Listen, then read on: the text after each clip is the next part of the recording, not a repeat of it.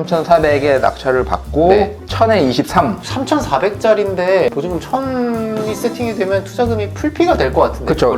대출이자가 9만 원. 월세가 23만 원. 근데 들고 가시다가 하셨어요. 6,500에 팔았습니다. 와. 네.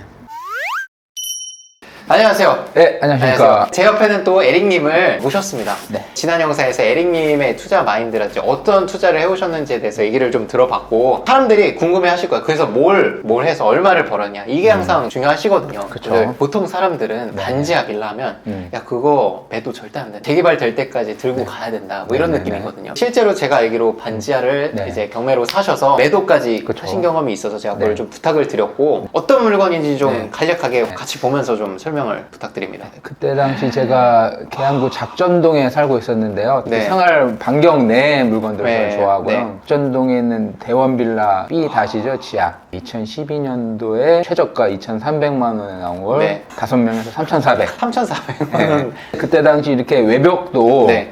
보시면 화이트로 그쵸. 깨끗하죠? 도색을 새로 한 느낌. 네, 새로 한 느낌. 네. 네. 연식은 좀 됐지만 네. 관리가 잘 되는 빌라. 채광도 뭐 나쁘진 않았고 아. 그리고 제일 중요한 게 반지하는 누수죠. 사실 집을 보지 않는 이상 쉽진 않은데 누수가 되는 집들은 느낌이 있어요. 반지하 딱 내려가면 습하다거나 좀 눅눅한 느낌, 이 느낌적인 느낌인데 근데 요 집은 계단 내려가는데 되게 쨍한 느낌, 뽀송뽀송한 느낌. 냄새도 있잖아요. 그쵸, 냄새. 곰팡이 냄새.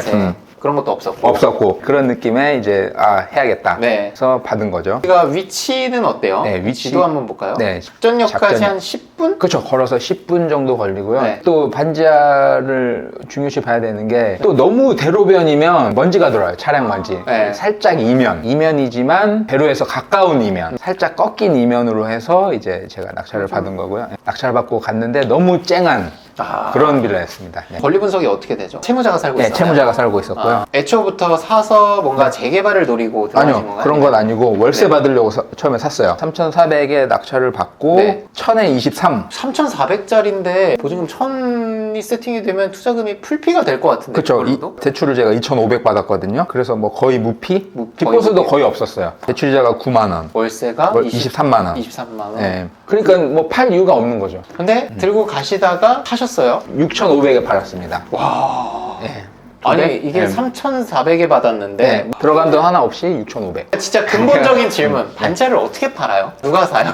실거주하시는 분들이 있어요. 그 소액으로 다양한 분들이 계세요. 그러면 이게 매물을 내놓았던 적이 있나요? 매매로? 아니요, 없었어요. 없었어요. 이걸 좀 내놔야겠다라고 생각을 한 게 타이밍이 좋았어요. 서울 2호선까지 이제 연장된다는 그런 기사들이 막 나왔어요. 그래요? 네. 호재들이? 호재들이 네. 예. 투자자들이 작전적으로 몰릴 때쯤. 그런 소식만 들려도 값은 오르잖아요. 올라요. 그러면 오릅니다. 내놓고 얼마 만에 매도를 하신 거예요? 내놓고 한 두세 달? 공실인 상태로 그냥 페인트 칠한 거밖에 없는 것 같아요. 인테리어비도 안 들어요. 네, 그렇죠. 안 들어요. 그때 제가 혼자 페인트 칠해가지고 네. 그 수고로움을 내가 사진 다 찍어 놓긴 했어요.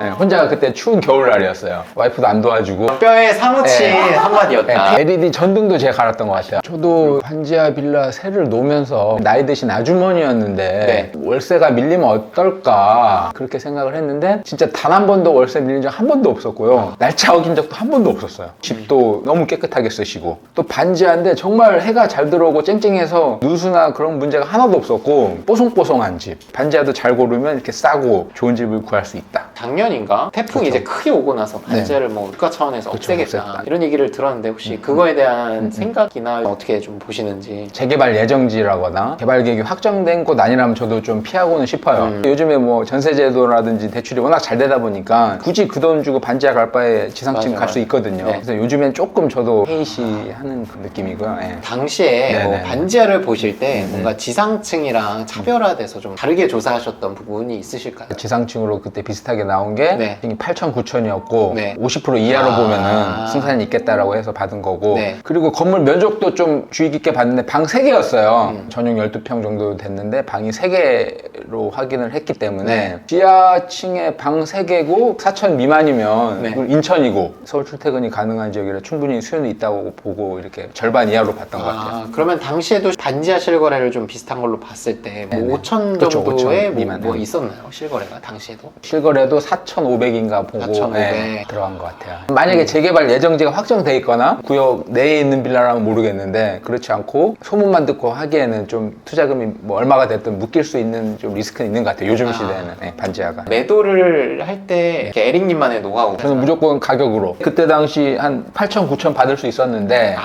네. 보시는 분들이 반지하는 안 팔린다, 빌라는 안 팔린다 이렇게 얘기를 정말 많이 하시는데 저는 이게 안 바뀌어요, 사람들이. 빌라 자체가 아파트보다는 뭐 워낙 세대가 많으니까 뭐 한 7대3 정도 될까요? 수도권에서는 절대적인 규모가 많기 때문에 네. 실제로 실거래 뜯어봐도 아파트보다 월등할 수밖에 없어요. 비율 자체가. 네. 역도 가깝고 호재도 있고 가격까지 싸면 안 살 이유가 없는 거죠. 실수요자가 됐건 투자자가 됐건. 빌라는 이제 실수요자들이 많기 때문에 이제 아파트 가기 전 단계이신 분 아니면 아파트는 가고 싶은데 이제 사정이 안 되시는 분들 흔히 말하는 서민들이 사는 주거지이기 때문에 수요는 있다고 봅니다. 제일 중요한 게 그렇죠. 가격이죠. 가격이고 네. 두 번째가 이제 그 집 내부 거기에 플러스 가격까지 싸면 안 살 사는 이유가 거죠. 없죠. 예, 뭐 경매나 이렇게 싸게 사니까 우리는 마진을 조금만 그쵸. 봐도 일반 시세 대비 싸니까 네. 메리트가 있는 거죠. 경매로 시세보다 멀뚱히 싸게 그쵸, 샀기 때문에 네. 금매로 던져도 네, 돈을 그쵸. 번다라는 거죠. 일반 매물보다 메리트가 있다.